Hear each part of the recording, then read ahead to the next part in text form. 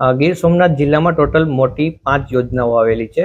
સિંગોડા, હિરણ 1, હિરણ 2, મચ્છુન્દ્રી અને રાવલ, જે અત્યારે FRL સુધી ભરેલી છે.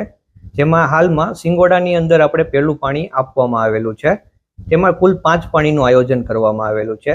આ પાણી સિંચાઈમાં આપવાથી અંદાજે 12 ગામોને 1000 હેક્ટર જેટલી જમીનમાં સિંચાઈનો ફાયદો થવાનો છે. જ્યારે હિરણ 2 ની અંદર આપણે ફેબ્રુઆરીના પહેલા વીકની અંદર પાણી છોડવાનું આયોજન કરેલું છે. જે હિરણ 2 ની અંદર જોવા જઈએ તો 20 ગામોને સિંચાઈનો ફાયદો થશે. તેમજ હિરણ 1 યોજનાની અંદર પણ 1 ફેબ્રુઆરીના રોજ પાણી છોડવાનું આયોજન કરવામાં આવેલું છે. તેમાંથી 9 ગામોની જમીનમાં સિંચાઈનો ફાયદો થશે.